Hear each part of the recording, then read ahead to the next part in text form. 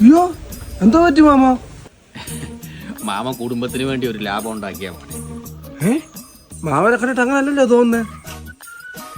ലാഭം എന്ന് പറഞ്ഞാൽ ചെറിയ ലാഭമൊന്നും അല്ല, 30,000 രൂപ ലാഭം. മാമനെ 2 നിലയുടെ മണ്ടയ്ക്ക് നിന്ന് തേച്ചുകൊണ്ടിരിക്കുകയായിരുന്നു. അപ്പം മാമൻ്റെ ഫോണിലോട്ട് ഒരു കോള് വന്നു.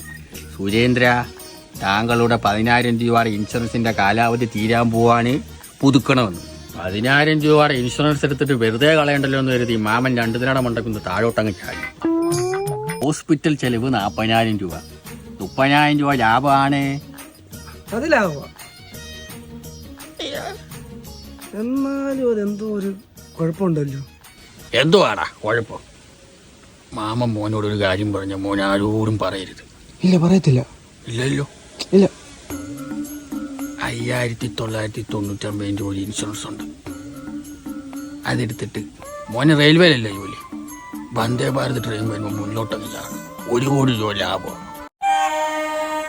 എന്താ ലാഭമല്ലേ? മാമൻ വീട്ടിൽ പോകാനുള്ളതിന് അങ്ങോട്ട് എവിടെ പോവാ? മാമന്റെ മുഴക്കോലും തൂക്കോട്ടെ 2 നിലയുടെ മണ്ടക്കിരി. അതെടുക്കാതെ തന്നെ പെണ്ണുമുള്ള വീട്ടിൽ കയറ്റൂല. മാമനത് എടുത്തേച്ചും പോവാം. വന്ദേ ഭാരത് ട്രെയിൻ വരുമ്പോൾ മുന്നോട്ടങ്ങ് ചാടണം. 1 കോടി രൂപ ലാഭം. എന്താ ലാഭമല്ലേ?